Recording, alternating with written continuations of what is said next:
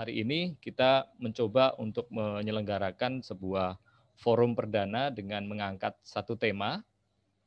Temanya adalah tantangan advokat dalam memberikan bantuan hukum. Ada pengalaman yang menurut saya bisa dirujuk dan hari ini orang yang punya pengalaman itu hadir. Ada rekan kami Tigor Hutapea. Ketika yang bersangkutan masih di Lembaga Bantuan Hukum Jakarta melakukan pendampingan atau memberikan bantuan hukum kepada buruh di tahun 2015,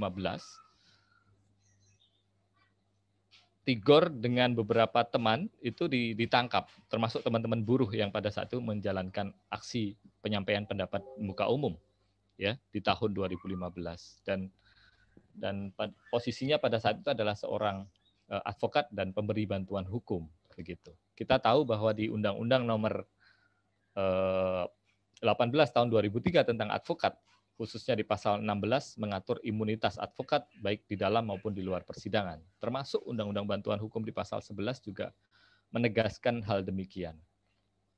Nah, ini kemudian tantangannya adalah ternyata seorang advokat itu bisa kemudian diproses hukum ketika menjalankan tugasnya memberikan pendampingan hukum di masyarakat. Nah, kasusnya sampai ke pengadilan dan akhirnya pengadilan memutuskan bahwa kasus itu adalah kasus kriminalisasi advokat dan dinyatakan bebas begitu. Bukan hanya Tigor pada saat itu sebagai pendamping, termasuk juga buruh-buruh yang melakukan aksi penyampaian pendapat di muka umum. Lah, ada juga kasus di tahun 2018 Direktur LBH Jakarta dipanggil oleh Polda Metro Jaya ketika memberikan pernyataan pers terkait kasus Novel Baswedan.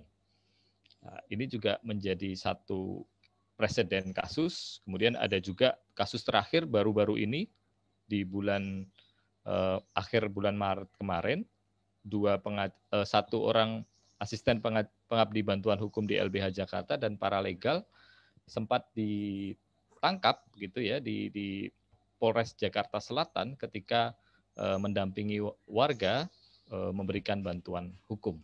Nah, ini menjadi sebuah presiden yang saya pikir menarik untuk kita diskusikan bagaimana implementasi hak imunitas advokat maupun pemberi bantuan hukum dalam menjalankan tugasnya baik itu pro bono maupun memberikan bantuan hukum kepada masyarakat miskin dan rentan. Saya kira ini akan menjadi sebuah faktor bagaimana nantinya ke depan calon advokat juga berpikir ternyata pro bono itu bukan hanya mulia tetapi juga memiliki resiko tinggi gitu ya, dan terkait dengan resiko ini saya kira akan menjadi hal yang penting untuk didiskusikan di forum ini oleh khususnya dengan pandangan para narasumber yang kapasitasnya saya kira sangat tepat untuk membicarakan hal ini sehingga ke depan ini bisa menjadi pembelajaran kita bersama. Dan harapan kami bukan hanya ini berhenti pada diskusi, tetapi ini menjadi sarana kita, aparat penegak hukum, advokat, kemudian dari kepolisian, termasuk juga pemerintah untuk kemudian memiliki pemahaman yang sama bagaimana seharusnya seorang advokat itu ditempatkan ketika dia sedang menjalankan tugas profesinya, termasuk memberikan layanan pro bono dan bantuan hukum kepada masyarakat miskin, buta hukum, dan tertindas. Saya kira sebagai sebuah pengantar awal, itu yang kami harapkan dari forum ini, dan ke depan bukan hanya isu ini yang akan kita angkat, tetapi banyak isu yang lain. Masih ada 3 seri lagi yang akan kita diskusikan. Kita berharap bahwa forum ini betul-betul bisa berguna untuk calon advokat, untuk mahasiswa hukum maupun non hukum ya, maupun aparat penegak hukum termasuk juga pemerintah untuk kemudian bersama-sama kita memikirkan bagaimana memperluas akses keadilan untuk masyarakat miskin dan kemudian memperkuat gerakan pro bono dan gerakan legal aid agar equality before the law, ya persamaan di muka hukum itu betul-betul bisa diwujudkan di negara hukum Indonesia yang kita cintai. Saya kira itu saja sebagai pengantar. Terima kasih banyak untuk Bapak Ibu sekalian, seluruh narasumber, dan juga teman-teman yang hadir pada diskusi hari ini. Selamat berdiskusi. Saya kembalikan waktunya kepada Oki. Terima kasih. Ya, terima kasih Bang Arief Maulana selaku Direktur LBH Jakarta yang telah menyampaikan sepatah dua kata terkait dengan acara kali ini. Ada tadi pernyataan menarik dari Bang Arief yang mengatakan bahwa ternyata dalam konteks saat ini, advokat memiliki resiko yang sangat tinggi dalam memberikan bantuan hukum. Ini menarik, nanti akan kita bahas selanjutnya di dalam sesi kita nanti pada sore hari ini. Namun sebelum kita lanjutkan, saya akan memperkenalkan dan menyapa terlebih dahulu narasumber yang sudah hadir di kegiatan ini. Yang pertama ada di ruangan LBH Jakarta pada hari ini, yakni Bapak Irianto Subiakto SHLLM selaku dari Pradi Rumah Bersama Advokat. Selamat sore Pak. Selamat sore. Iya, oke baik. Lalu juga pembicara kedua dari ada Ibu Indah Rahayu dari Tim Bantuan Hukum BPHN Kementerian Hukum dan HAM. Selamat sore Ibu Indah Rahayu.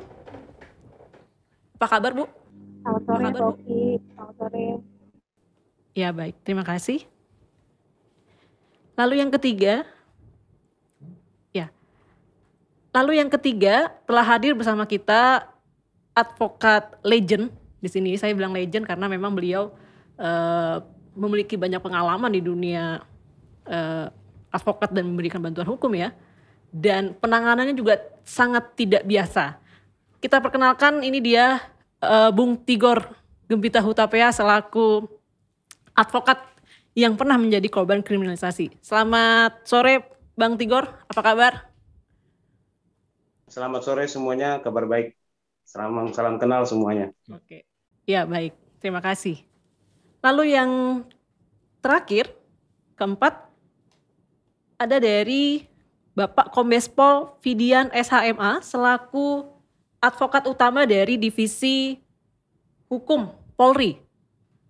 Selamat sore Pak Fidian. Sore, maaf Ibu bukan Bapak. Oh Ibu maaf Ibu ya. Di sini Bapak. Selamat sore Ibu Fidian.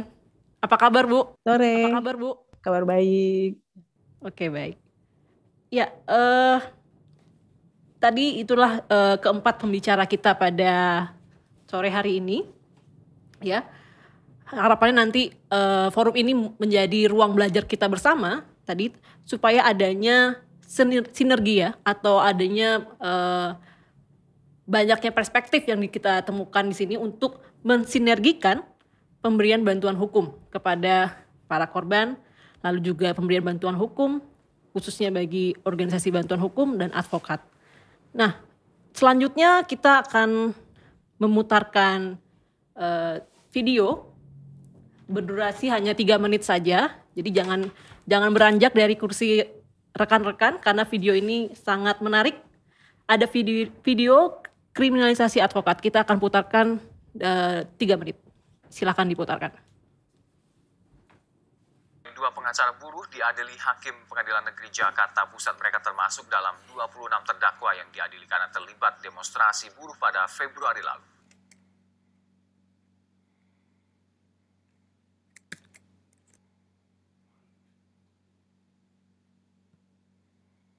Cenderungan juga penegak hukum di lapangan akan menakut-nakuti tersangka atau terdakwa dengan ancaman kalau pakai pengacara hukumannya akan lebih tinggi.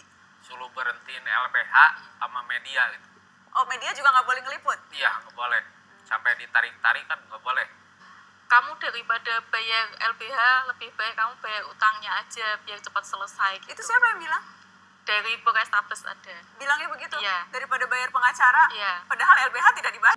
Ya, itu tadi video singkat terkait dengan kriminalisasi advokat dan ada berbagai respon dari kalangan masyarakat tadi ya. Kita saksikan bersama ada tekanan-tekanan tadi dari video tersebut untuk tidak menggunakan jasa bantuan hukum atau tidak dilaporkan ke lembaga bantuan hukum tadi ya berdasarkan video tersebut tadi.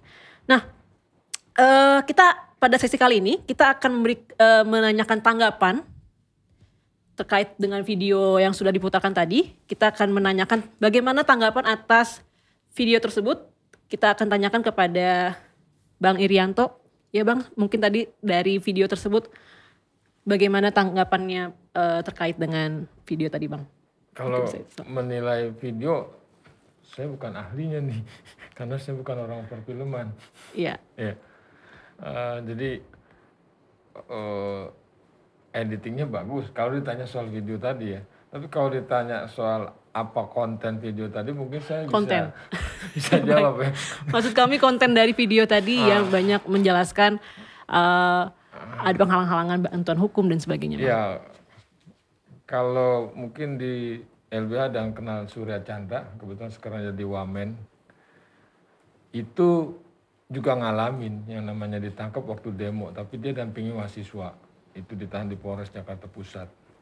Sampai kemudian diadili, tapi karena hukumannya cepat aja, cuma dapat denda, dan itu cepat. Artinya yang saya mau katakan, profesi apapun itu ada resiko. Apapun profesi yang dilakukan seseorang itu pasti ada resiko dari profesi yang dilakoni. Jadi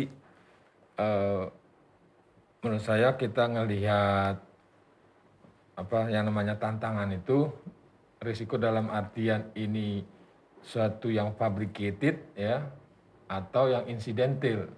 Jadi kita mesti bedakan itu, karena ada kerjaan-kerjaan yang karena insidental kita jadi celaka. Tapi ada yang memang disengaja supaya kita celaka. Nah, ini nggak usah konflik dalam namanya lawyer, kerjanya itu berhubungan dengan konflik. Ada pihak kawan, ada pihak lawan.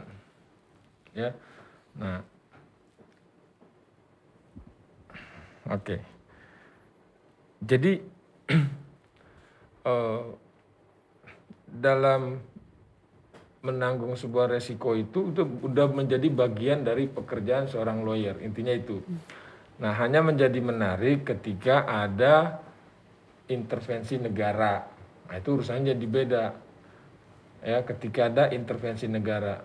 Nah, kebetulan tahun 90 akhir, pertengahan tahun 90 itu banyak kasus-kasus begitu ya.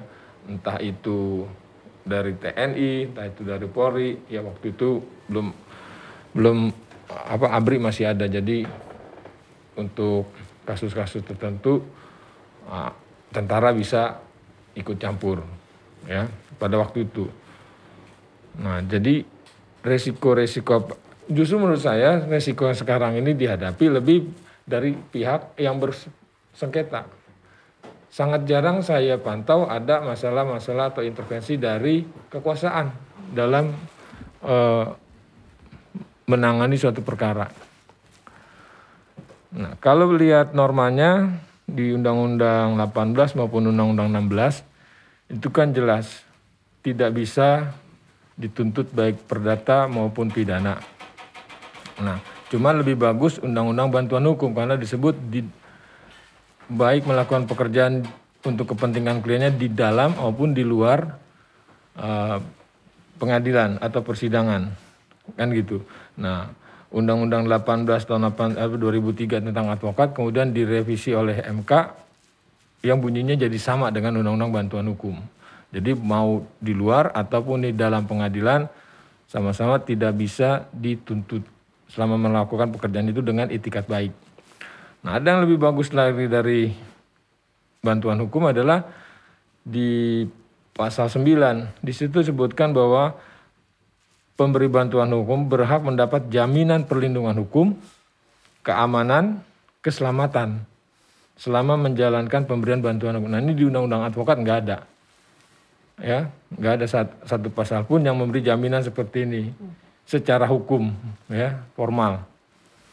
Nah, jadi yang saya katakan adalah ternyata peraturan kita membedakan antara advokat dan pemberi bantuan hukum.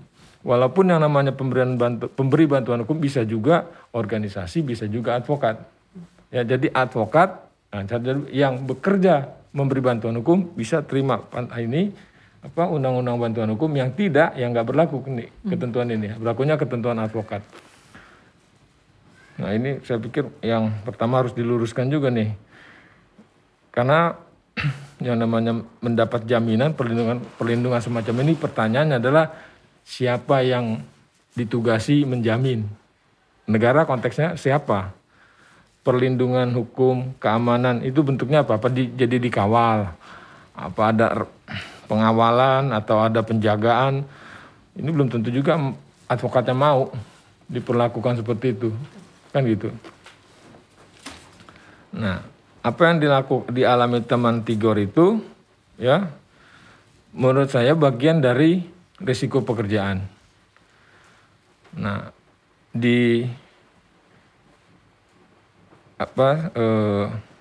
apalagi orang LBH itu, buat kita yang di LBH itu risiko seperti itu bukan saya katakan hal yang biasa, tapi sudah menjadi bagian dari kerjaan yang kemungkinan besarnya terjadi. Dan hampir semua orang yang kerja di LBH, terutama yang pada waktu zaman Orde Baru itu yang saya tahu persis, ngalamin lebih dari itu, ya. Dan gerakan masyarakat sipilnya juga jadi solid untuk mendukung atau melakukan perlawanan atas perlakuan seperti yang dialami Tigor. Jadi ada yang sempat sampai sidang, ada juga yang nggak sempat sidang. Artinya sesudah ditangkap keluar gitu aja, bebas lepas gitu aja, nggak ada konsekuensi hukum apa buat yang nangkep juga nggak ada, yang ditangkap alhamdulillah doang, udah nggak ada kompensasi apa nggak ada. Oke. Nah jadi kalau berkaitan dengan kawan Tigor tadi, menurut saya toh dan akhirnya hukum bilang dia nggak bersalah kan, dibebaskan. Betul. Kan gitu. Artinya perjuangannya ternyata nggak selesai sampai di pendampingan, tapi juga harus memperjuangkan haknya sebagai advokat yang melakukan pendampingan, dan pengadilan melihat itu kemudian dibebaskan, kan gitu. Justru itu kalau saya melihatnya menambah kredit poin buat Tigor, karena dia sudah bisa membela dirinya, berarti pantas kalau dia bisa juga membela orang lain. Nah yang repot kan kalau dia kemudian dinyatakan bersalah, nggak bisa membuktikan atau gagal membela dirinya, orang yang meminta tolong sama dia bisa jadi bertanya-tanya, gimana mau bela saya? Buat bela dirinya aja dia belum bisa, kan gitu. Ditambah umurnya masih muda, kan itu bebannya orang LBH tuh adanya di situ, umur yang masih muda, modalnya semangat doang, gitu kan? Ya kan? Trustnya yang belum dibangun. Untuk ngebangun trust bahwa kita bisa bantu itu nggak gampang. Ya, nggak cuma gara-gara nggak bayar, terus kita bisa nanganin perkara dengan sekemampuan, nggak gitu. Tetap harus ada dibangun trust, gitu. Nah, jadi menurut saya apa yang dialami Tigor itu justru bagus buat dirinya juga. Kredit poin buat dia. Jadi jangan cuma ngelihatnya dari sisi jeleknya aja. Ada juga sisi positifnya, ada pengakuan dari publik kepada dia bahwa dia layak membela orang karena dia bisa menyelamatkan dirinya sendiri, gitu kan. Nah, itu menurut pandangan saya. Oke, baik, terima kasih Bang atas pandangannya. Nah, tadi ada yang menarik ya, bahwa memang apa yang dialami oleh rekan kita Bang Tigor menjadi salah satunya, ada sisi positifnya tadi, menjadikan adanya kepantasan ya, ketika kita sudah bisa membela diri kita sebagai lawyer, maka kita juga tentunya bisa membela orang lain gitu. Nah mungkin langsung saja kita tanyakan ke Bang Tigor Hutapea, bagaimana Bang terkait dengan pengalamannya waktu tahun 2015 waktu mendampingi aksi buruh menolak PP 78 di istana di seberang Istana Negara ya. Bagaimana pengalamannya waktu itu Bang, dan bagaimana masukan ya terkait dengan pengalaman tersebut? Silakan Bang. Ya, tes terdengar ya, Ki ya? Ya, terdengar jelas. Ya. Ya, pertama saya perkenalkan diri, saya Tigor Tapea, dulu menjadi pengacara publik di LBH sejak 2012 sampai 2016. Salam kenal semuanya. Ya, pertama itu saya cerita terkait dengan kondisi saat saya dan Obed sebenarnya ada 2 orang pengabdi hukum di LBH Jakarta yang mengalami kriminalisasi. Saat itu buruh di seluruh Indonesia sedang melakukan penolakan terkait dengan PP 78 yang merugikan buruh terkait dengan pengupahan. Nah, ada puluhan ribu saat itu buruh yang melakukan aksi demonstrasi di depan istana. Mereka mengajukan secara resmi permintaan kepada LBH Jakarta untuk bisa didampingi secara hukum. Kita LBH Jakarta yang bekerja berdasarkan hak asasi manusia dan kepentingan publik merespon itu dengan membentuk tim untuk melakukan pendampingan terhadap proses unjuk rasa yang di penyampaian pendapat hukum di penyampaian pendapat penyampaian pendapat di muka umum. Nah, kita buat tim, kita dilengkapi dengan surat kuasa, kita dilengkapi dengan kartu profesi, kita sudah berkoordinasi dengan pihak kepolisian. Saat itu Pak Kombes Prado ya, sekarang Brigjen yang Prado ya, yang dulu Kapolresnya Bandung dan Kapolres Jakarta Pusat. Kita sudah berkoordinasi, ada kehadiran LBH Jakarta yang melakukan pendampingan. Nah, saat itu memang situasinya begitu ramai dan buruh bersikap untuk tetap melakukan unjuk rasanya. Tetapi memang saat itu kepolisian memperingatkan agar buruh membubarkan diri dengan alasan bahwa jam 6 sore itu waktu demonstrasi, sementara Undang-Undang Penyampaian Pendapat di Muka Umum tidak membatasi waktu menyampaikan pendapat di muka umum. Karena banyaknya buruh dan sulitnya untuk membubarkan diri, maka waktu itu aparat kepolisian melakukan tindakan menggunakan water cannon membubarkan buruh. Ya, dengan situasi yang seperti itu sulit untuk secara cepat yang membubarkan diri. Nah, tetapi ada tindakan yang menurut kami saat itu tidak sepatutnya dilakukan oleh pihak kepolisian, melakukan kekerasan kepada pengerusakan barang, yaitu mobil orasi ya, mobil komando mobil komando ini mobil tempat menyampaikan pendapat untuk berorasi, dan juga melakukan pemukulan terhadap buruh yang berada di depan, sembari juga melakukan penangkapan. Nah, kami saat itu posisinya memang mendampingi dan juga melakukan pemantauan, melihat proses pembubaran dan bagaimana hal itu terjadi. Posisi kami tidak berada dalam bergabung dengan buruh, kami berada di sampingnya, ada di pinggir-pinggir. Tetapi saat itu memang kita melihat ada beberapa polisi yang tidak menggunakan nama identitas, menangkap kemudian menangkap hampir semua orang yang ada di sekitar itu, termasuk kami. Walaupun kami sudah menjelaskan asal kami, identitas kami, surat kuasa kami, profesi kami, mereka malah semakin intimidatif. Bahkan saya dengan Obed itu mengalami kekerasan yang dilakukan oleh aparat kepolisian. Sampai kita dibawa ke Polda, kemudian dikenakan pasal tidak menuruti aparat, sehingga dikenakan pasal berkaitan dengan ketertiban umum. Tapi sehingga prosesnya sampai persidangan dan kita bebas. Tapi dari poin ini kami melihat bahwa saat itu ada kemunduran yang dilakukan oleh negara, khususnya aparat kepolisian terhadap profesi advokat, yang merupakan juga penegak hukum dalam hal ini, yang melakukan kriminalisasi. Sangat jarang sebenarnya profesi advokat itu dikriminalisasi. Betul bahwa ini adalah sebuah resiko seperti yang dikatakan Bang Irianto, tapi dengan semakin berkembangnya hukum dan HAM, bagaimana berkembangnya profesi advokat, bagaimana penegak hukum, seharusnya ini tidak terjadi. Tapi yang justru terjadi ini malah ada kriminalisasi terhadap advokat. Dan ini sebuah kemunduran.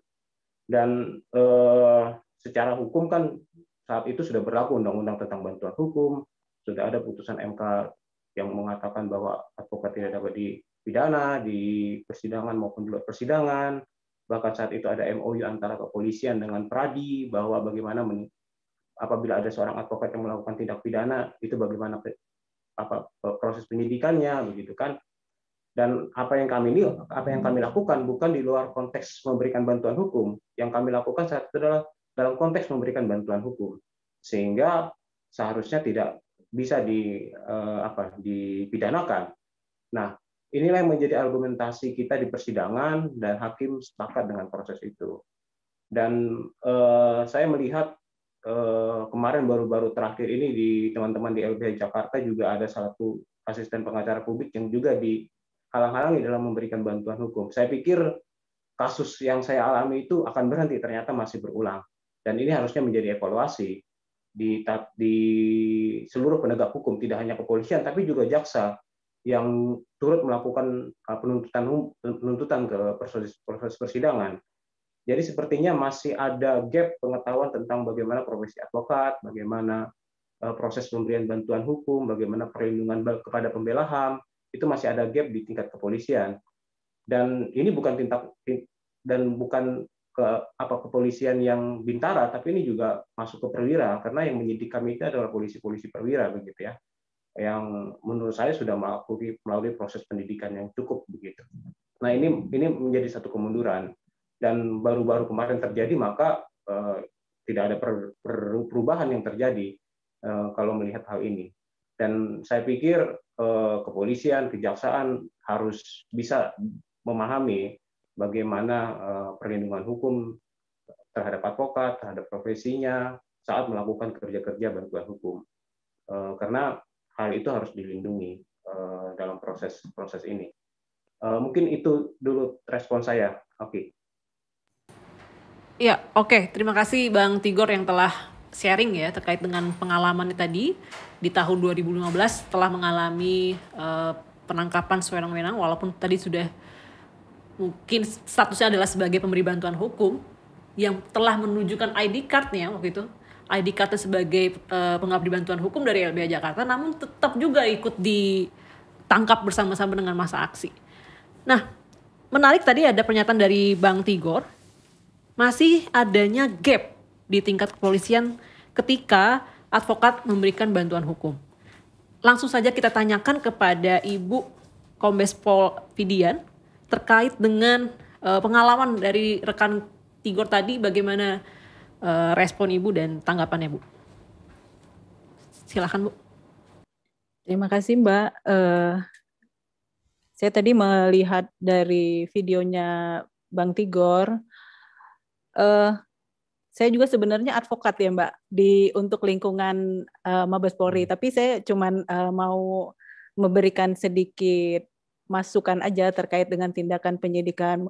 Jadi berkaitan dengan gap, pasti proses penyidikan itu kan sudah dilaksanakan. Mereka pasti ada surat perintah, dan itu nggak bakalan tergambar gapnya kalau proses penyidikan itu udah dilaksanakan sesuai dengan prosedurnya. Dan proses penegakan hukum itu sendiri kan tahapan-tahapannya banyak. Fungsi pengawasan dari pimpinan itu sudah dilaksanakan. Proses penyidikan itu sendiri kan tidak berdiri sendiri, Mbak. Untuk dapat dijadikan, untuk mulai dari proses sampai penetapan tersangka, itu sudah ada Perkap yang mengatur tentang Perkap penyidikan tindak pidana itu di Perkap 6 2019. Di situ udah ada, Mbak. Terus berkaitan dengan mungkin ketidakpuasan terhadap kinerja advokat, kinerja kepolisian terhadap tindakan terhadap advokat. Apakah saya bisa menanyakan ke Bang Tigor, apakah Bang Tigor udah pernah melakukan laporan terhadap pimpinan atas ketidakpuasan kinerja penyidik itu sendiri gitu. saran kami setiap tindakan advokat yang berbenturan dengan kepolisian, ya kan ada upaya-upaya untuk melindungi, bukan untuk melindungi, untuk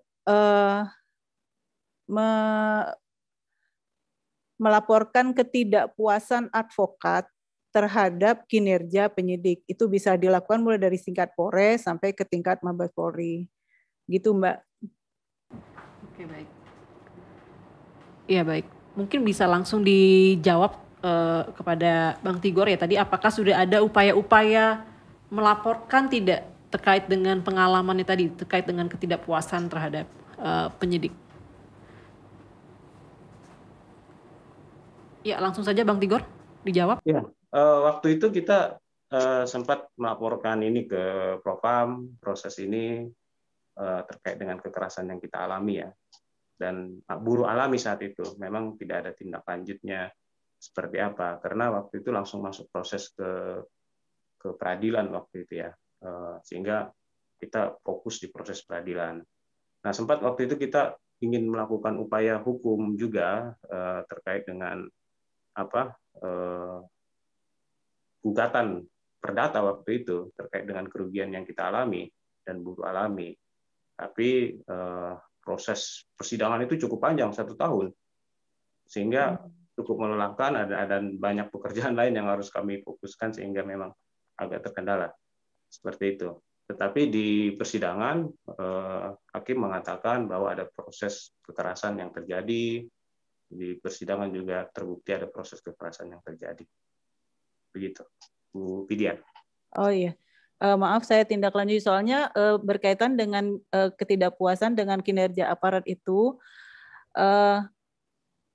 Irwasum Polri kebetulan yang diminta sebagai narasumber sebenarnya di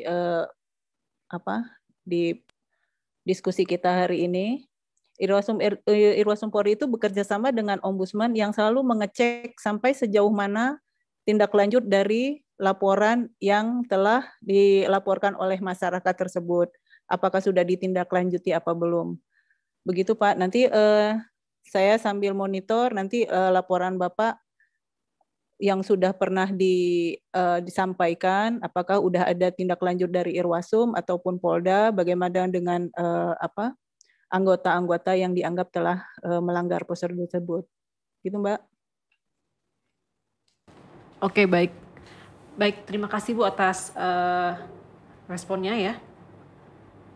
Nah, baik, kita lanjutkan lagi kepada diskusi kita.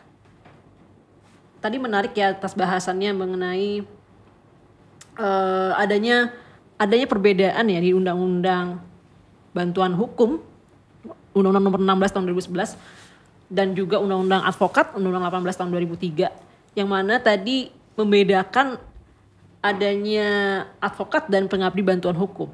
Ya. Di dalam pasal 9 tadi menarik dinyatakan oleh Bang Irianto ada jaminan keselamatan dan perlindungan terhadap pemberian bantuan hukum. Namun pertanyaannya siapa yang menjamin gitu ya. Nah, mungkin kita langsung tanyakan dulu kepada Ibu Indah Rahayu dari tim BPHN Kementerian Hukum dan HAM. Bagaimana terkait dengan jaminan di pasal 9 Undang-Undang Bantuan Hukum dan apa saja sih yang menjadi tugas pokok dan fungsi advokat. Persilakan Bu. Ya. Terima kasih Mbak Oki, selamat sore Bapak dan Ibu.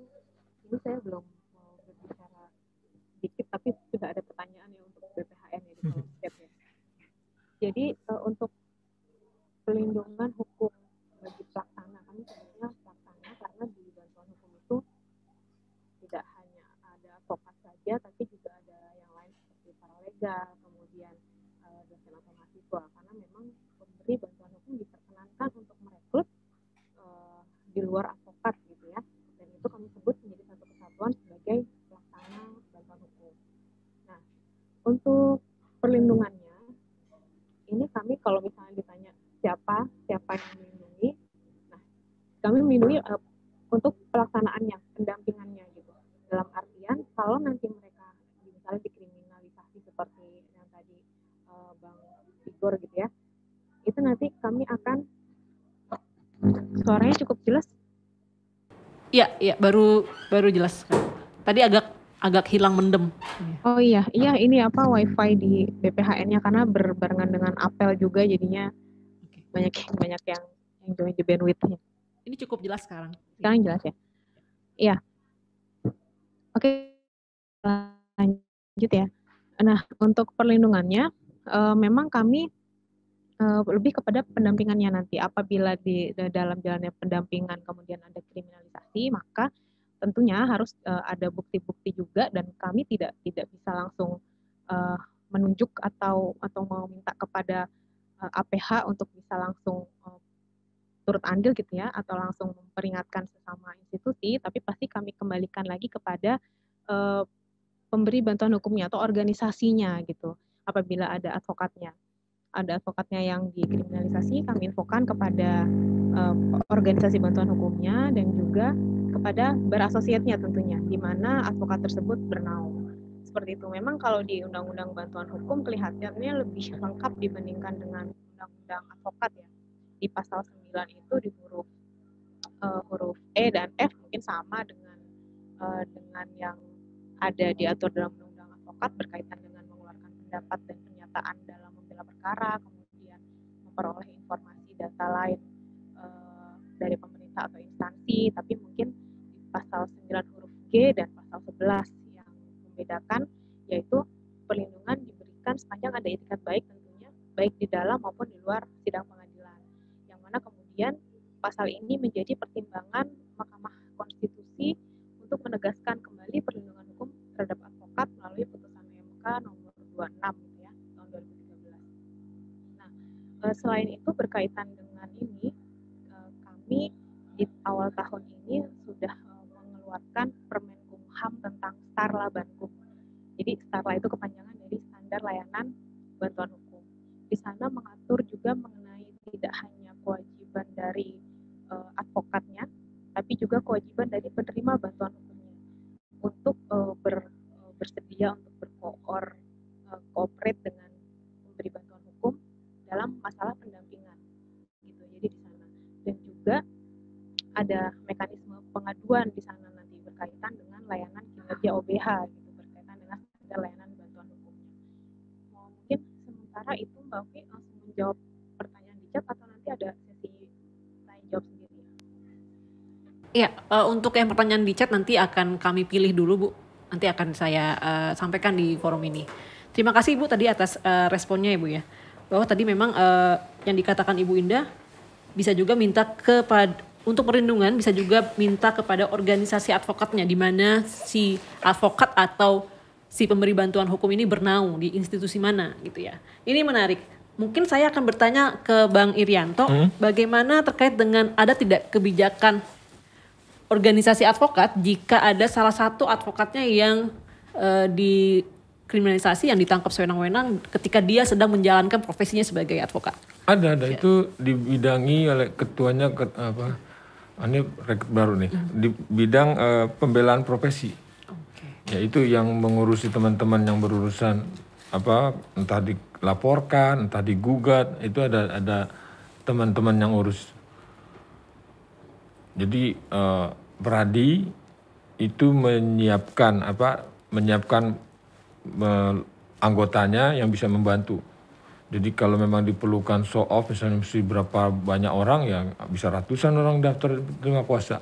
Kalau misalnya nggak perlu, ya cukup ada beberapa orang jalan seperti yang tadi Ibu Bu Kombis tadi kasih tahu, kan nggak selalu harus dengan konfrontatif. Bisa juga kita bahas baik-baik, kita diskusikan. Nah, itu banyak juga selesai dengan cara itu, gitu.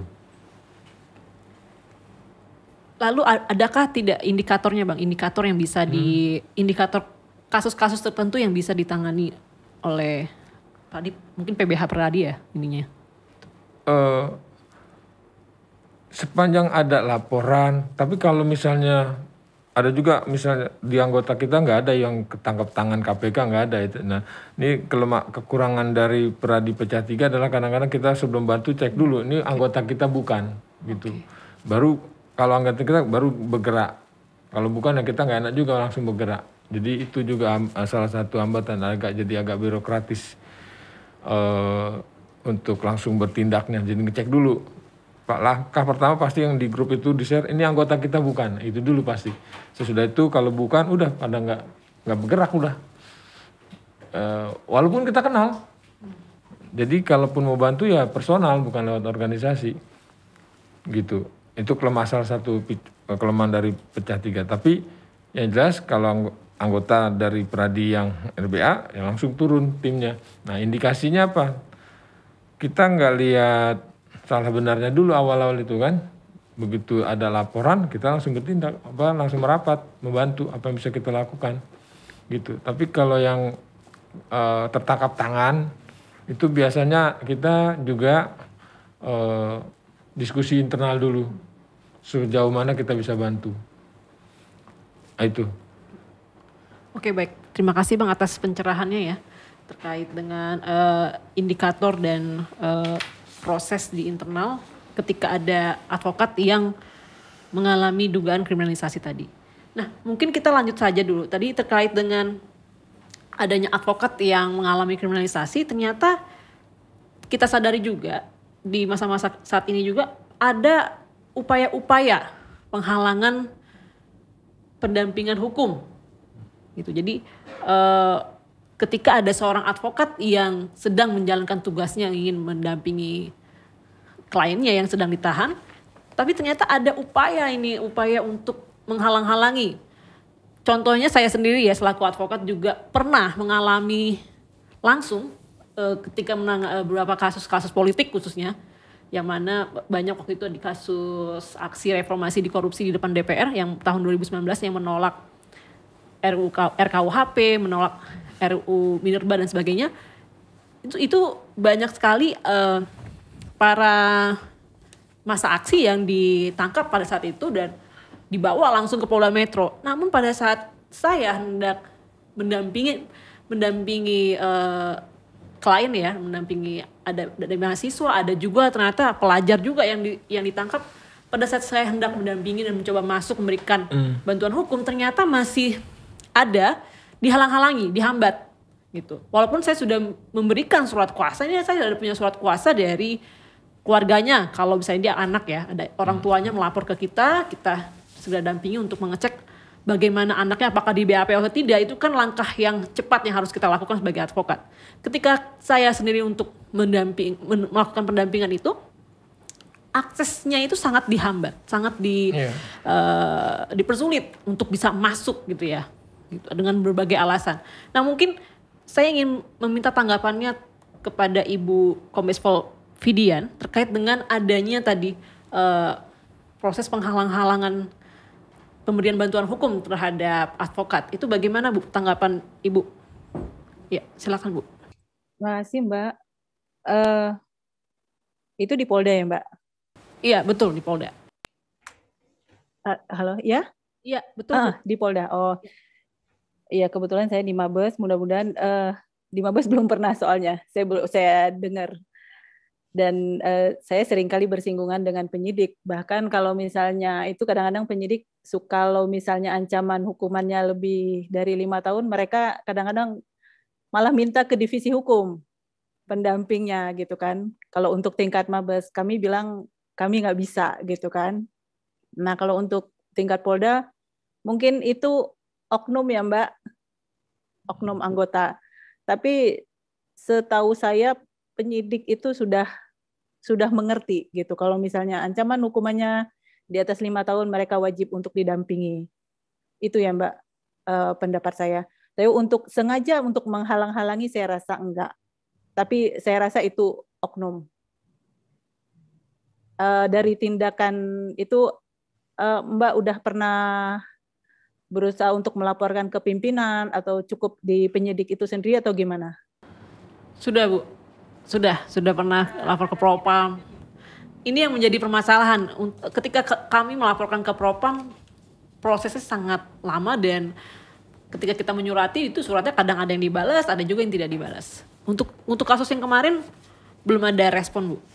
Ketika kami sudah, ya betul.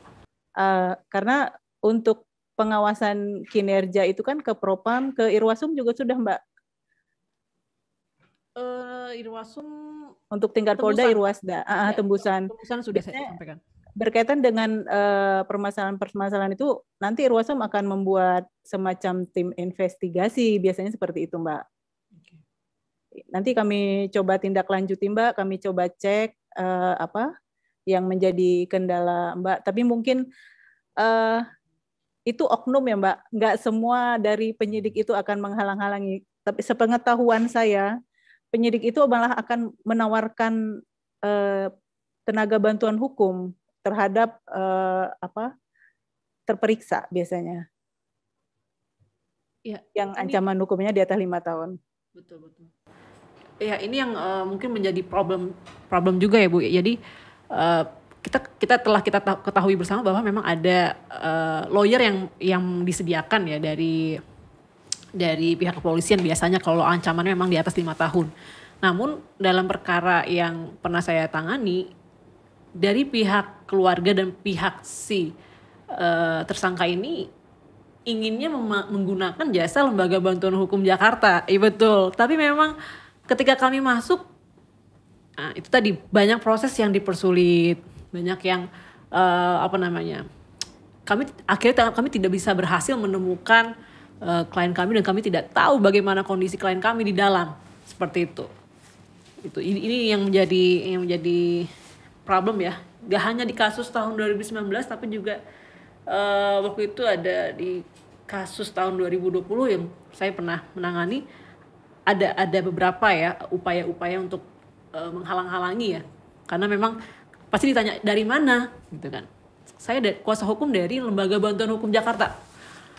Langsung. Jadi bukan saya asumsi ya Bu, tapi memang itu memang kenyataannya banyak dipersulit gitu. Kalau kita menyebutkan LBH Jakarta, saya tidak tahu ada apa dengan kata-kata LBH Jakarta, saya tidak tahu ya. Tapi memang mungkin kalau saya bilang saya dari firma hukum ABCDE mungkin ya lebih mudah aksesnya atau dibandingkan dengan Lembaga Bantuan Hukum Jakarta.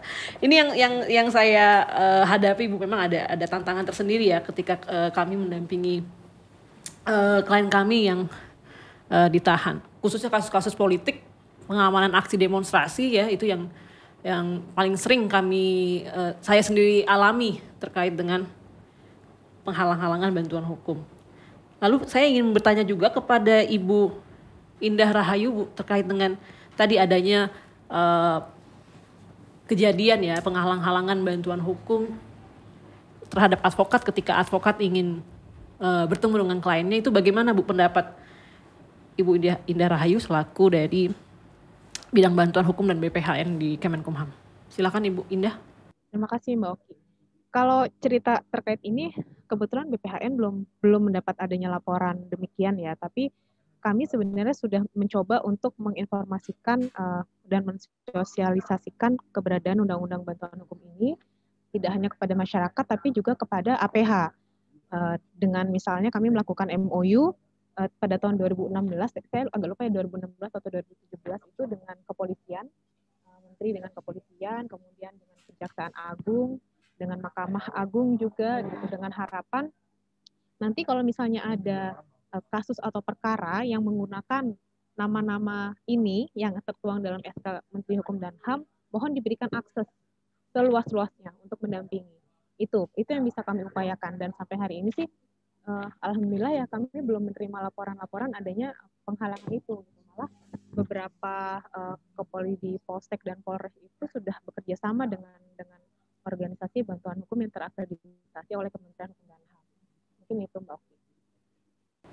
Ya, baik, terima kasih atas respon dan tanggapannya Ibu Indah. Tadi memang sudah ada MOU ya, ini saya juga baru tahu nih Bu terkait ini ya. Ya, saya juga lanjut ke pertanyaan terakhir sebelum nanti saya akan membacakan dari pertanyaan kawan-kawan. Saya ada pertanyaan kepada Bang Irianto nih Bang. Apakah ada batasan-batasan perlindungan hukum bagi advokat yang menjalankan tugasnya? Ya, batasannya di pasal 16 atau bantuan hukum itu pasal 11 di situ. Sepanjang pekerjaannya dilakukan dengan itikat baik, nah di situ hak imunitas, kemudian hak yang diatur di dalam huruf G itu bisa diaplikasikan. Tapi kalau bisa dibuktikan bukan dalam konteks itikat baik, ya misalnya yang ketangkap ke KPK itu, ya nggak bisa itu. Itu batasannya sebatas itu aja. Oke. Itikat baik.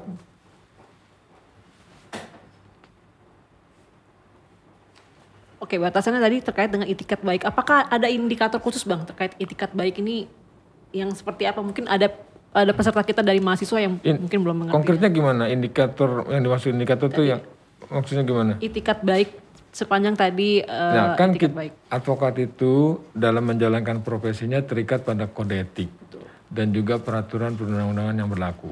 Nah, sepanjang itu terpenuhi itikat baik. Oke. Tapi kalau menyimpang dari situ, dari secara etika itu nggak etis, apalagi melanggar hukum. Ya kita kalau udah melanggar hukum nggak bicara lagi etika, bicaranya langsung penegakan hukum, bukannya penegakan kode etik, gitu. Jadi indikatornya itu dia di kode etik dan peraturan perundang-undangan, disimpangi apa enggak. Nah kalau nggak disimpangi berarti dia sudah menjalankan profesinya dengan itikat baik. Oke, baik. Baik, terima kasih Bang. Mungkin tadi sedikit memberikan pemahaman ya bagi kita ya terkait dengan itikat baik tadi sepanjang tidak melanggar peraturan undang-undang dan juga tidak melanggar kode etik advokat. Iya, kalau mau dilempangin dengan teori hukum pidana, jadi maksud juga hukum pidana konteksnya pidana material gitu ya, sesuai dengan kepatutan apa enggak gitu. Oke, ya selanjutnya kita beralih kepada dua penanggap kita pada sesi sore ini terkait dengan berbagai penjelasan yang sudah disampaikan oleh para narasumber tadi. Mungkin saya akan bertanya dulu kepada Bung Afif selaku Direktur LBH Masyarakat, selaku penanggap juga bagaimana tanggapannya terkait dengan paparan dari narasumber di atas tadi. Silakan, Bung Afif. Ya, suaranya jelas? Iya, jelas. Ya, saya nggak bisa nyalain video ya. Itu mungkin masih di ini. Oke, terima kasih atas kesempatannya. Mungkin saya pikir sudah sejak zaman baheula ya tren kriminalisasi terhadap pembela HAM yang termasuk di dalamnya pengacara publik yang tersebar di jaringan kelompok masyarakat sipil itu menghadapi kriminalisasi berdasarkan pantauan media saja di tahun 2009 itu saya tadi googling kira-kira ada 11 aktivis tuh yang dikriminalisasi. Berkaca dari ini sepertinya tren kriminalisasi merupakan situasi yang yang sangat berpotensi besar terjadi ke depannya.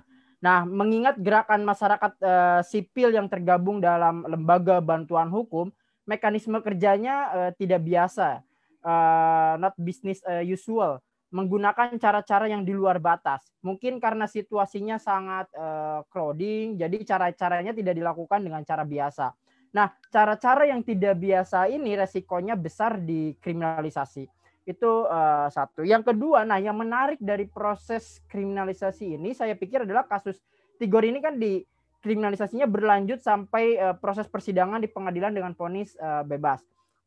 Sementara ada varian lain yang mengarah ke pemberangusan kerja-kerja advokat ataupun pembela HAM. Misalnya pemanggilan saksi atau terlapor ataupun ditetapkan sebagai tersangka tapi tidak ada tindak lanjutnya setelah bertahun-tahun ditetapkan sebagai tersangka itu. Nah, varian-varian ini sebenarnya patut kita waspadai karena ini merupakan pintu masuk kriminalisasi ataupun mengarah terhadap pemberangusan kelompok masyarakat sipil.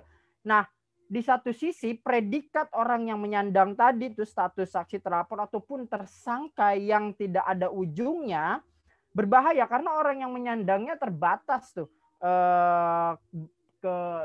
terbatasi atau tidak leluasa bergerak gitu. Nah, itu yang keduanya. Nah, saya menanggapi tadi soal Ibu Fidian ya, yang terkait dengan akses bantuan hukum itu adalah oknum yang menghalang-halanginya. Nah, saya pikir kalau oknum Bu ini kejadiannya berulang dari tahun 2019 lah yang paling terdekat, karena masyarakat sipil pada saat itu kan menentang undang-undang kontroversi ya di tahun 2019 dan 2020 pun juga sama ya polanya.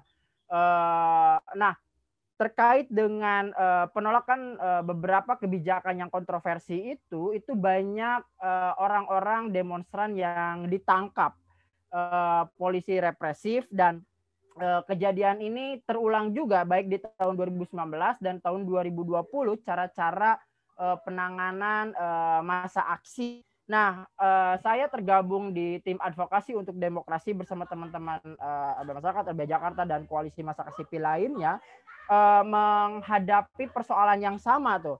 Persoalan misalnya akses data, akses ke pengacaraan itu sangat minim. Contohnya misalnya di tahun 2019 dan 2020 kita pengen tahu sih siapa yang ditangkap, siapa yang ditindaklanjuti prosesnya, tuduhannya apa, sudah sejauh mana prosesnya, itu sangat minim sekali tuh informasi yang kita dapatkan. Begitupun juga dengan akses, kita sampai menunggu informasi orang-orang yang kita dapati informasi dari masyarakat, karena tim advokasi untuk demokrasi pun juga itu membuka posko melalui pesan singkat terkait dengan informasi keberadaan kerabatnya yang tidak diketahui keberadaannya. Nah, itu ada ratusan orang yang tidak diketahui keberadaannya, tapi kita cari sisir dari mulai polsek, polres, di Polda, bahkan sekalipun di setiap direktorat, itu informasinya sangat minim. Dan kita bahkan sampai bermalam menginap di Polda untuk menunggu informasi itu. Tapi hasilnya lagi-lagi tidak memuaskan. Nah, saya pikir ini kejadian yang terus berulang di tahun 2019 dan 2020.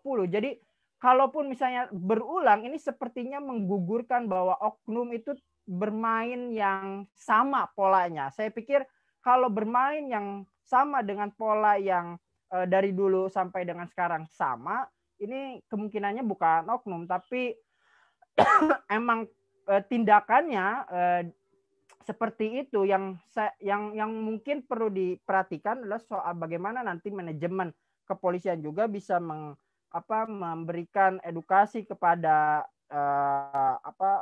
aparatnya untuk memberikan keleluasaan bagi pengacara publik untuk memberikan akses bantuan hukum, termasuk juga masyarakat untuk menanyakan informasi-informasi terkait dengan keberadaan kerabatnya. Sementara itu dulu Kak Oki. Ya, terima kasih Bung Afif. Berarti tadi dari pernyataan Bung Afif, ternyata memang ada pola, karena memang tidak hanya di satu kasus saja, tapi ada di berbagai peristiwa yang telah terjadi ya, tadi ya disampaikan. Lalu kita minta juga tanggapan dari Mbak Mardawati selaku Divisi Litigasi dari PAHAM. Silakan Mbak Mardawati, tanggapannya terkait dengan penjelasan dari narasumber. Ya Mbak, terima kasih. Saya sih ini aja Mbak, kalau terkait dengan adanya perlindungan hukum bagi advokat itu kan sudah diatur dalam Undang-Undang Nomor 18 Tahun 2003, khususnya pasal 5 ayat 1, yaitu advokat itu bersatu sebagai penegak hukum, bebas dan mandiri dan dijamin oleh hukum dan perundang-undangan.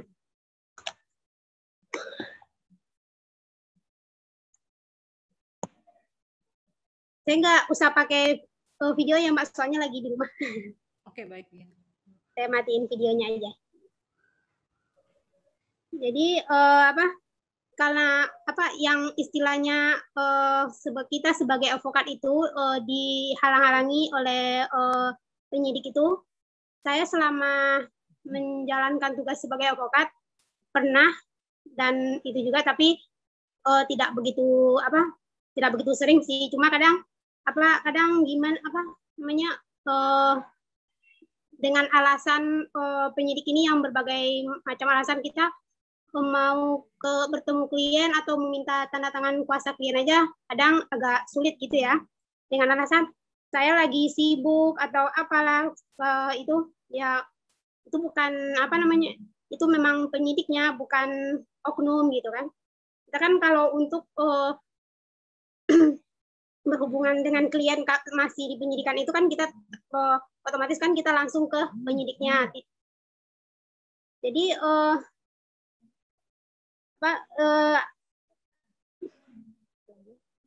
untuk itu apa namanya,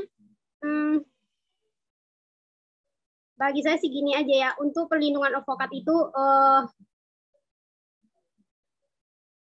bagaimana supaya kedepannya kita sebagai advokat tidak lagi sebagai pencari keadilan tidak lagi dihalang-halangi hak dan kewajiban kita untuk melindungi klien kita, supaya klien kita mendapatkan bantuan hukum. Secara kita kan saya juga di LBH Pahang Jakarta itu kan menangani kasus itu secara pro bono.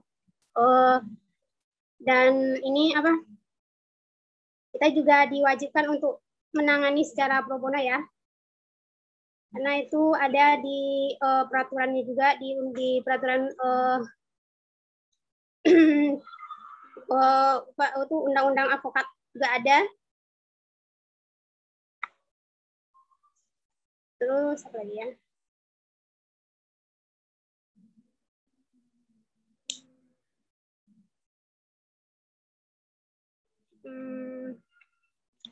Terkait dengan permasalahan yang dialami Pak Tigor sebagai penegak hukum, mudah-mudahan itu tidak terulang lagi. Udah Pak, saya dari saya itu aja Mbak. Ya, baik. Terima kasih Mbak Mardawati atas tanggapannya ya. Ya. Selanjutnya saya akan bacakan ada 3 pertanyaan ya. Yang pertama saya akan bacakan dulu untuk BPHN, untuk Ibu Indah Rahayu dari Bapak Tidar Sanjaya dari Eva UBK mengenai problem akses bantuan hukum di pedesaan, bagaimana strategi pemerintah? Itu yang pertama. Lalu masih sama juga untuk Ibu Indah Rahayu dari Arte Mulyono dari Pro Bono. Apakah BPHN punya kegiatan pembinaan rutin untuk OBH atau organisasi bantuan hukum? Mungkin itu dulu bisa dijawab kepada Ibu Indah Rahayu, silakan dijawab Bu. Ya, terima kasih Mbak Oki, terima kasih Mas Tidar dan Pak Mulyono ya. Ya Pak, jadi pertama berkaitan dengan OBH. Kalau di sini pertanyaannya bagaimana langkah apa supaya agar tetap efektif gitu ya. Jadi terkait dengan pembinaan rutin bagi OBH, ini biasanya dilakukan oleh kantor wilayah Kementerian Hukum dan HAM sebagai kepanjangan tangan BPHN di tingkat provinsi, yang mana kantornya itu ada di ibu kota provinsi. Jadi kalau misalnya di Provinsi DKI itu ada di Kanwil DKI Jakarta. Lokasinya ada di Jalan MT Haryono Cawang. Jadi nanti bisa berkunjung ke Kanwil Kementerian Hukum dan HAM untuk ya istilahnya kayak ngobrol gitu ya, kenalan dengan rekan-rekan panitia pengawas daerah bantuan hukum yang ada di Kanwil, menunjukkan bahwa OBH-nya sudah ada, sudah eksis dan siap untuk bergabung gitu nanti apabila verifikasi dan akreditasi dibuka kembali, karena kami baru saja kemarin menyelesaikan proses pendaftaran untuk calon OBH baru. Pada tanggal akhir Maret kemarin kami sudah tutup dan prosesnya masih berjalan. Dari total keseluruhan ada 1091 pendaftar. Dari 1091 pendaftar ini, status yang sudah melengkapi data atau sudah kirim data itu ada 295. Kemudian karena prosesnya masih berjalan sampai tanggal 16 April untuk perbaikan data, maka di sistem kami terlihat masih ada sekitar 382 OBH yang statusnya masih dalam perbaikan, sehingga kami estimasi nanti potensi untuk calon OBH baru itu jika yang masih proses perbaikan ini selesai perbaikannya, jumlahnya menjadi sekitar 670-an untuk calon OBH barunya. Nah, bagaimana supaya eksistensinya diakui ya, yang pasti nanti bisa bermain atau main ke kepolisian, kejaksaan gitu ya, walaupun memang prioritas yang kami sampaikan itu adalah bekerja sama dengan pemberi bantuan hukum yang sudah terverifikasi dan terakreditasi. Jadi jangan fokus hanya kepada eksistensinya saja nanti Pak, tapi juga memperhatikan ada syarat-syarat lain yang ditentukan dalam Undang-Undang Bantuan Hukum dan aturan turunannya. Berkaitan dengan verifikasi dan akreditasi itu ada di Permenkumham nomor 3 tahun 2013. Jadi ada syarat apa yang harus dipenuhi untuk dapat menjadi seorang pemberi bantuan hukum. Nah, untuk kegiatan pembinaannya tadi sudah saya sampaikan, itu nanti bisa dengan kantor wilayah Kementerian Hukum dan HAM, bekerja sama dengan kementerian. Nah, kemudian untuk bagaimana untuk persoalan masyarakat hukum yang dihadapi masyarakat di desa-desa. Sebenarnya kami dari unsur pemerintah khususnya ya, kami kan bukan APH ya, jadi hanya sampai sebatas memfasilitasi akses keadilan itu, ya salah satunya dengan adanya organisasi bantuan hukum, dan bagaimana supaya informasi keberadaan Undang-Undang Bantuan Hukum itu sampai ke masyarakat melalui agen-agen kami gitu. Yang pertama ya pasti dari organisasi bantuan hukum itu sendiri, kami berharap melalui program non litigasinya bisa turut juga menyebarluaskan akses informasi hukum ini. Yang kedua, kami juga punya tenaga-tenaga penyuluh hukum di kantor wilayah yang dapat membantu menyebarluaskan atau menginformasikan mengenai bagaimana hak-hak dari masyarakat gitu jika mengalami permasalahan hukum. Dan juga berharapnya ada kerjasama antara penyuluh hukum di Badan Pembinaan Hukum Nasional dengan paralegal yang ada di OBH itu sendiri. Untuk melalui kami jadi punya program Bauki namanya program Keluarga Sadar Hukum. Itu di desa-desa dengan harapan nanti kelompok-kelompok kadarkum ini bisa menjadi pintu pertama bersama-sama dengan paralegal untuk memberikan akses keadilan yang paling mudah, kayak misalnya konsultasi hukum gitu ya apabila ada masyarakat yang mengalami masalah hukum. Sebenarnya di dalam forum ini juga hadir Kabid Bantuan Hukum kami, Ibu Dwi Rahayu. Mungkin nanti beliau bisa menyapa sedikit. Mungkin itu Mbak Oki, terima kasih. Oke, baik. Terima kasih Ibu atas tanggapannya. Saya juga baru tahu ternyata ada program Keluarga Sadar Hukum ya di desa-desa. Ini sekaligus menjadi informasi bagi kita semua bahwa memang ada BPHN juga telah menyasar bantuan hukum di pedesaan ya dengan program Kadarkum tadi. Nah, lalu kita berlanjut ke pertanyaan selanjutnya. Masih dari Bapak A.T. Mulyono. Pertanyaannya adalah pihak-pihak mana saja yang perlu dihubungi agar eksistensi OBH semakin diakui dan didukung berbagai pihak terkait. Mungkin bisa dijawab ke Bapak Arief Maulana selaku Direktur LBH Jakarta. Silakan.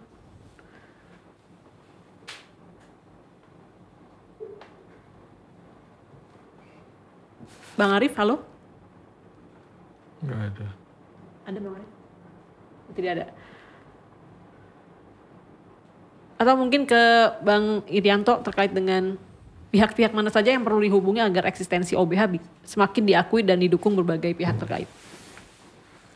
Kalau saya pengalaman di LBH itu ngelihatnya pertama akademisi, kedua media. Itu dulu yang penting. Akademisi dan media. Itu yang memperkuat penajaman argumen-argumen kita. Jadi kita nggak cuma bicara fakta tapi juga dibungkus dengan teori-teori. Entah itu sosial, entah ekonomi, politik, melengkapi. Dan kemudian media, harus dapat dukungan media. Tanpa media gaungnya akan berkurang. Jadi kalau mungkin di teman-teman di daerah perlu juga dapat dukungan dari instansi-instansi daerah. Seperti itu. Oke, berarti ada akademisi dan media ya Bang ya? Iya. Ini ya. Oke, baik. Saya masih membuka pertanyaan lagi bagi rekan-rekan yang ingin bertanya di kolom chat dan Q&A. Apakah ada? Saya akan cek dulu.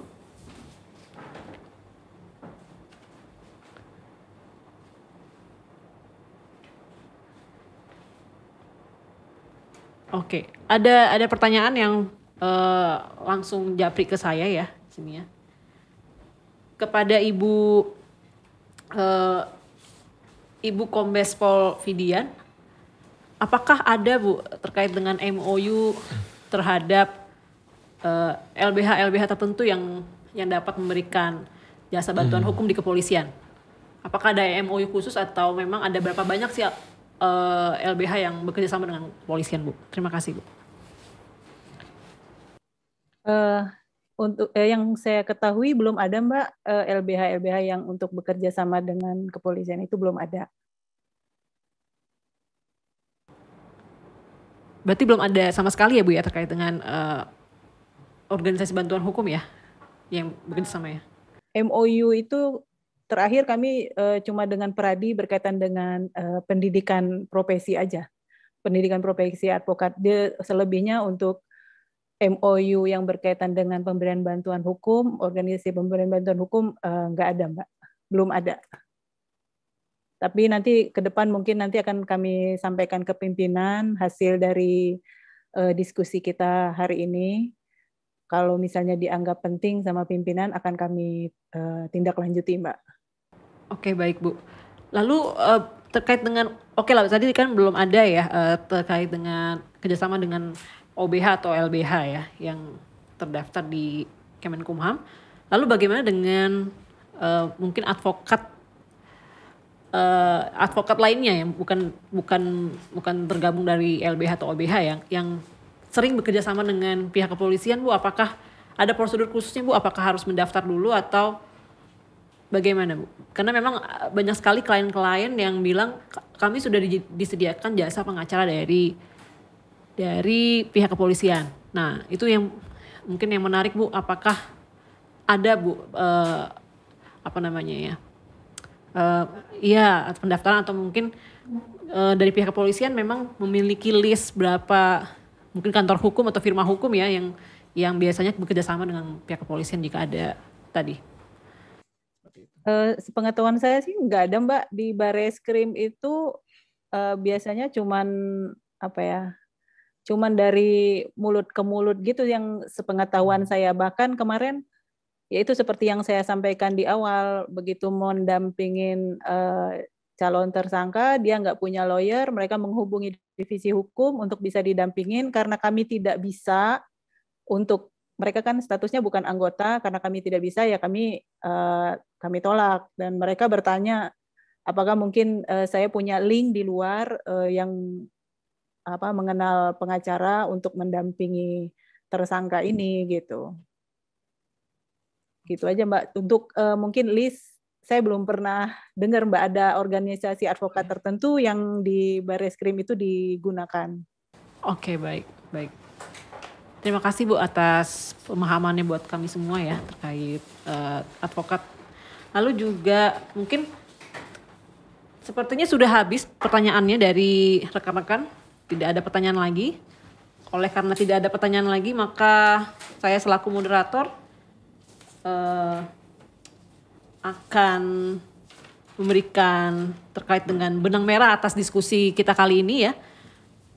Bahwa memang tujuan dari adanya diskusi kali ini adalah untuk memberikan ruang belajar bersama bagi para advokat, bagi mahasiswa, bagi para organisasi bantuan hukum dalam memberikan kerja-kerja bantuan hukum ya, khususnya seperti itu.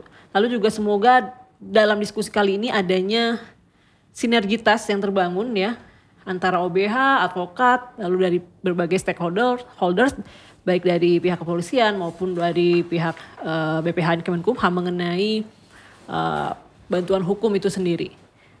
Dan tadi menarik yang disampaikan oleh Bang Irianto, memang bahwa setiap profesi itu memang ada resikonya, gitu ya. Memang ada setiap profesi ada resikonya. ada yang insidentil, ada juga yang disengaja supaya membuat celaka. Nah, lalu juga disampaikan bahwa memang di dalam Undang-Undang Bantuan Hukum, Undang-Undang Nomor 16 Tahun 2011 dan juga Undang-Undang 18 Tahun 2003 ternyata membedakan antara perlindungan advokat dan pengabdi bantuan hukum itu sendiri. Yang mana pengabdi bantuan hukum tersendiri ini punya hak spesial di dalam pasal 9 Undang-Undang Bantuan Hukum, seperti itu.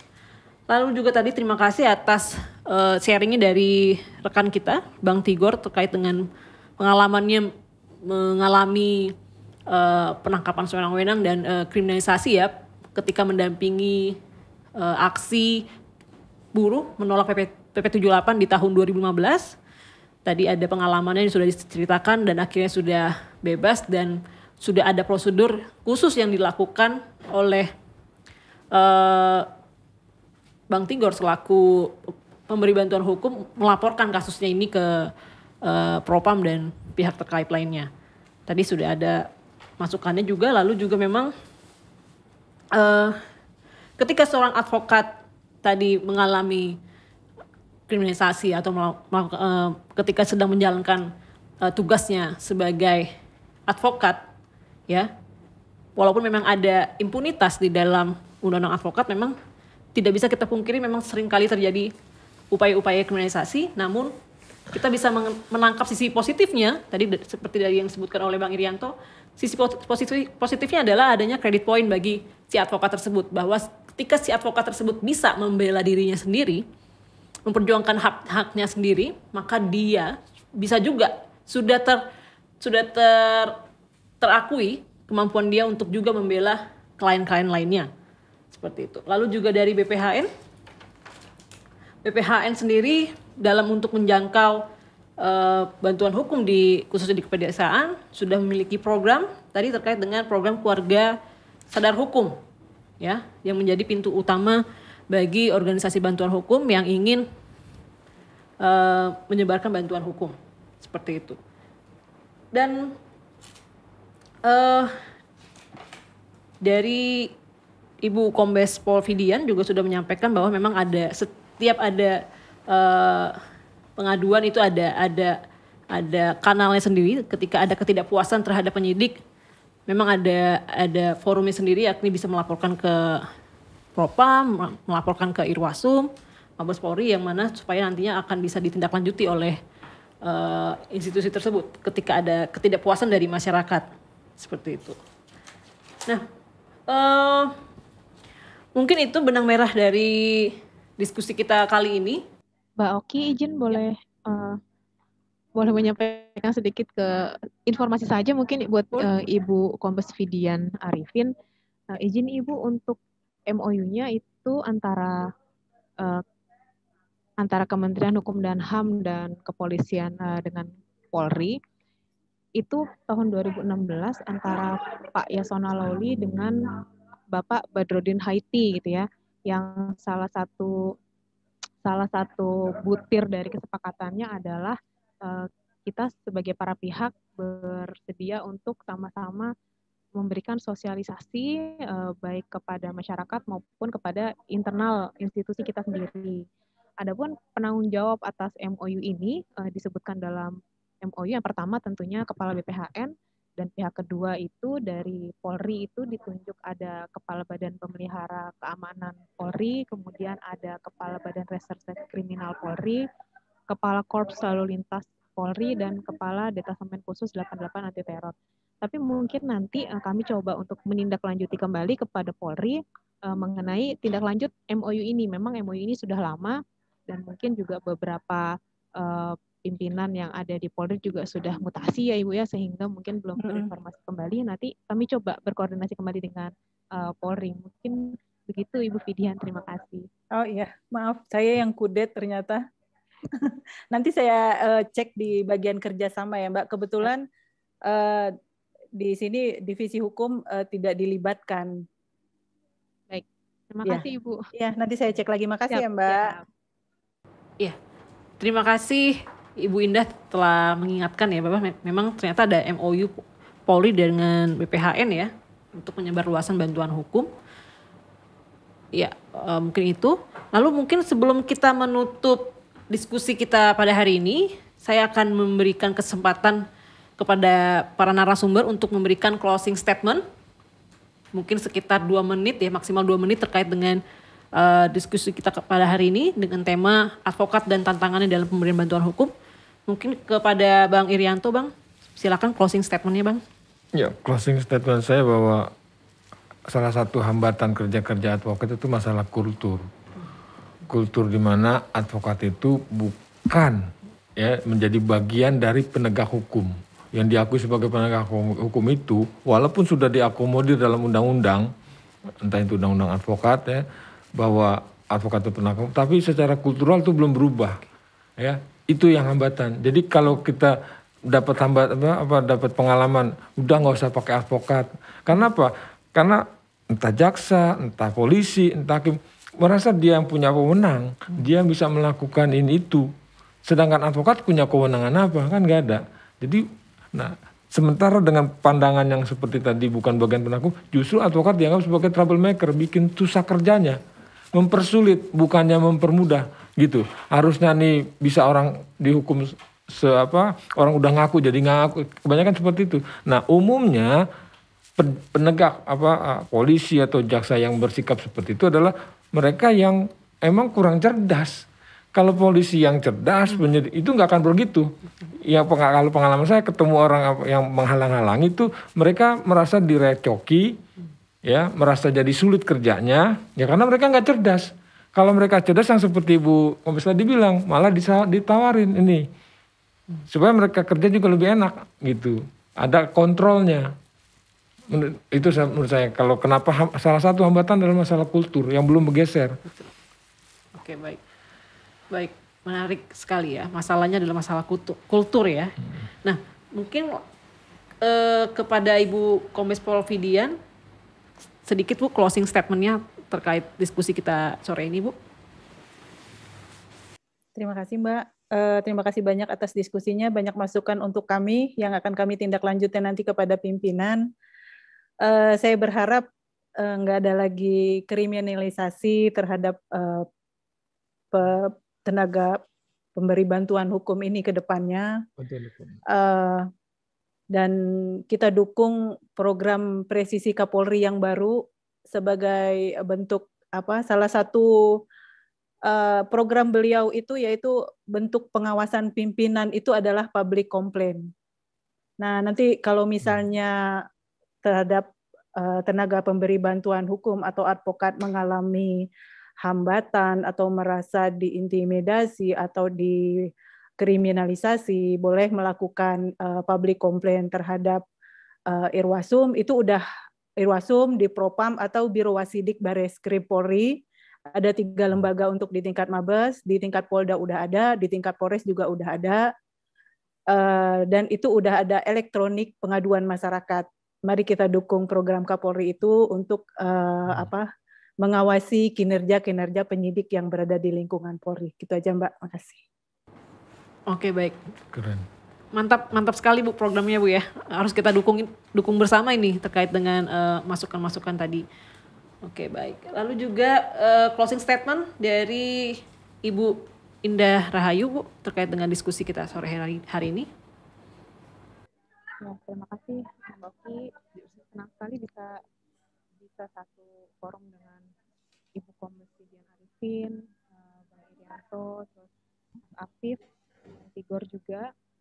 Jadi diskusi kali ini tentunya masukan juga untuk BPHN gitu ya, untuk berpikir kembali nanti bagaimana pada saat ada jika kriminalisasi itu pada akhirnya misalnya terjadi gitu ya, bagaimana mekanisme yang akan BPHN treatment apa yang akan dipakai oleh BPHN jika hal ini terjadi. Dan tentunya berkaitan dengan pelayanan organisasi bantuan hukum sendiri, kami akan segera membuat pedoman standar layanan bantuan hukum sebagai tindak lanjut dari adanya Permen Standar Layanan Bantuan Hukum tadi sudah saya sampaikan. Mungkin itu Mbak Oki. Iya, baik. Terima kasih Ibu. Lalu terakhir kepada rekan kita Bang Tigor Hutapea untuk memberikan closing statement-nya, Bang.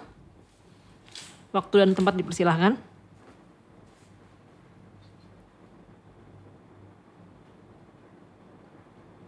Bang Tigor? Halo?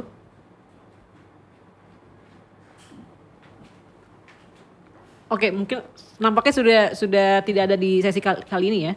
Oke, baik. Dengan sudah adanya closing statement dari berbagai narasumber, maka berakhir pula lah acara kita pada diskusi kita sore hari ini, yakni dengan tema advokat dan tantangannya dalam memberikan bantuan hukum. Terima kasih kepada narasumber yang sudah hadir dan sudah memberikan waktunya pada kesempatan kita kali ini. Lalu terima kasih juga kepada rekan-rekan para peserta ya, yang ini banyak sekali peserta yang antusias untuk mendaftar acara hari ini, namun tidak semuanya bisa kita akomodir masuk ke dalam Zoom ini.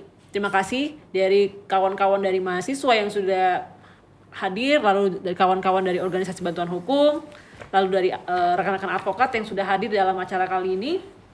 Terima kasih atas semangatnya dan antusiasnya untuk bersama-sama kita mensinergikan pemberian bantuan hukum bagi masyarakat yang miskin, buta hukum, dan tertindas.